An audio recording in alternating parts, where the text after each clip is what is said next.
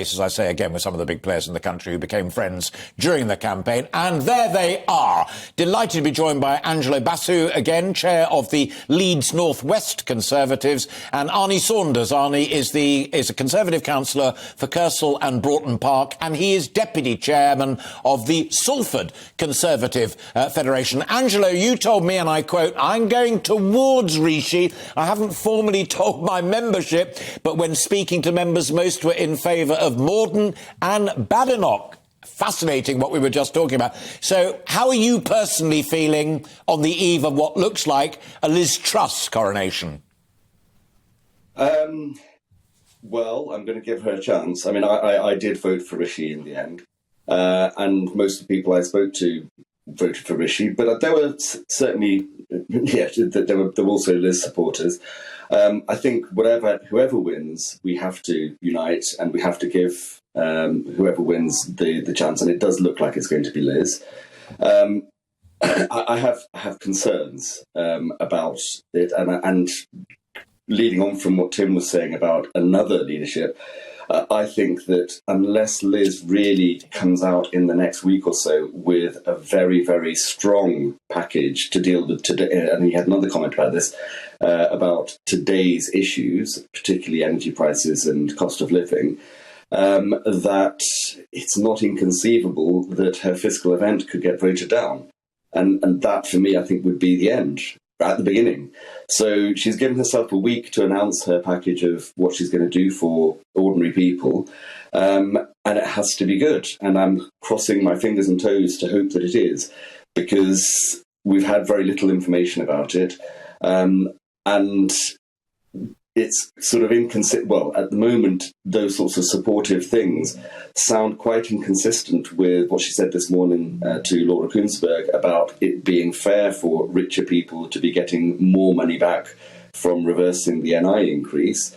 That doesn't sound consistent with giving poorer people more money to help them through this coming energy crisis. And again, it's not just, a lot of the talk has been about residential bills, but actually, and again, I think this has been touched on, the bigger issue actually will be business costs, because we've talked about energy caps, but energy prices for businesses are uncapped, they're unregulated, and they are going up by even more. And you may be able to help out residential consumers so that they don't get bankrupted in the next coming couple of months, and they can afford to keep the lights on and the heat on. But that's a very temporary measure if you haven't saved businesses. Sure. No. Let me just interrupt because I don't know whether you were able to listen earlier, but your colleague chairman Don from Hampstead and Highgate made exactly the same point. And he was saying that my small business members in Hampstead and Highgate are really feeling the pain right now.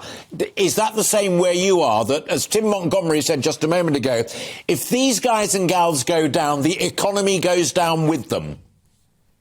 Yes, the economy goes down with them, and also a lot of the people that we are trying to, or that we should be looking after in terms of, up to, as Nadine Zahawi said, up to 45,000 a year, which is, getting up towards the higher rate of income taxpayers. We're talking about the vast bulk of the population. Well, a large proportion of them work for these smaller businesses. They're the ones working in the hospitality industry. They were the ones working in these businesses which will go bust. So you will only be temporarily helping those people by helping on their bills. But if their businesses, their employers go bust, then you've got a double whammy. You've got two things to fix. And that, even if we're sort of looking at, well, we can borrow more, we can do the spending that way rather than with tax rises, I want to see the maths of it. And Liz is giving herself a week to come out with a solution, which has to work immediately. I'm a long-term Conservative, and I remember, I turned 18 when Margaret Thatcher was still Prime Minister, I like tax cuts. I like Margaret Thatcher. I wouldn't have been a Conservative today if I hadn't been way back in 1988, 89, as I became a teenager, as I became a sixth former. But I have a fear that we from what she's been saying so far, she's sort of a bit of a cargo cult Thatcherite. She likes talking about tax cuts and growth and all that stuff, but it doesn't seem related to the reality of today. Growth is brilliant. I want growth. But growth doesn't come tomorrow, in the next week or 2 weeks. Growth comes over years. Yeah. And tax cuts don't touch the bottom of the costs that are going to be hitting businesses and consumers.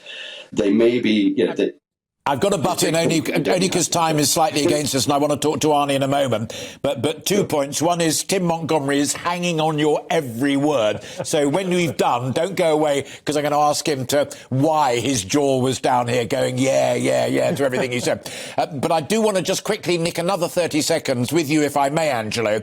You also told me the first time you were kind enough to come on the programme that a lot of your members in Leeds were very, very keen on Kemi and on Penny. How important is it to you and those men and women that Liz Truss finds a place definitely for Kemi and hopefully for Penny in that new government?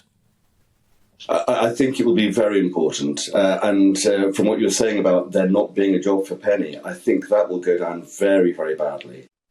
She, from the people I've talked to, not just in my association, but more generally in Yorkshire, because I'm also deputy chair of West Yorkshire, people really, really liked Penny and were very upset, actually, and disappointed that she didn't make the final two.